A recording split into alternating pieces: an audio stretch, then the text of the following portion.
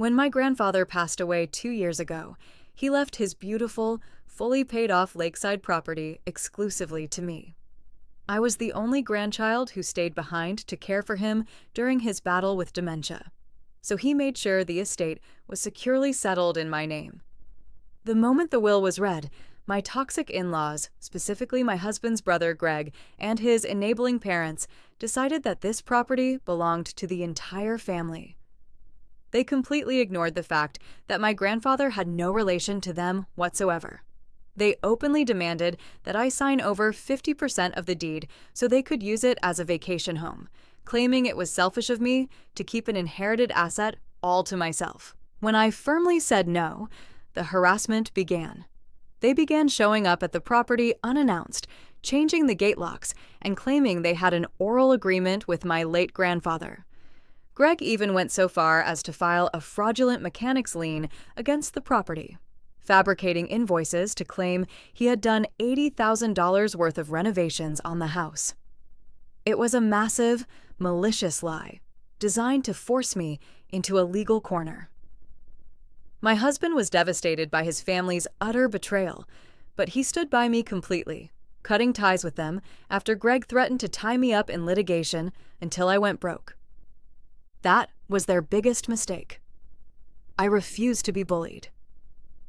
I knew Greg ran a medium-sized construction contracting firm, and over the years at family dinners, he had bragged about his creative accounting methods to avoid paying payroll taxes.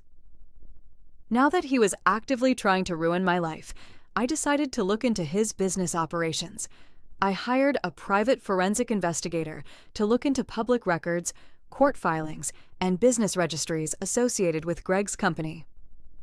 We found a goldmine of systemic fraud.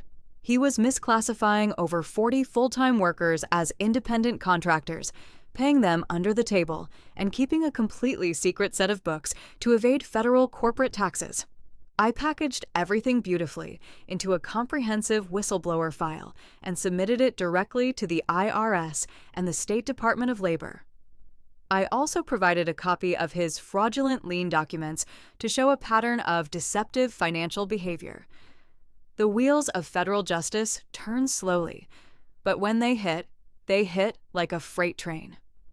6 months later, the IRS launched a full-scale surprise audit on Greg's business. The results were glorious. His corporate assets were frozen, his business was slapped with massive back taxes and compounding fraud penalties, and he is currently facing potential criminal indictment. To save himself from bankruptcy, he had to withdraw the fraudulent lien against my house immediately. His entire fraudulent scheme was completely exposed to the community.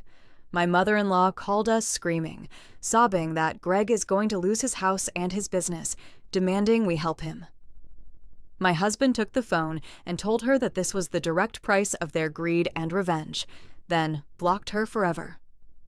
The lakeside house is peaceful now,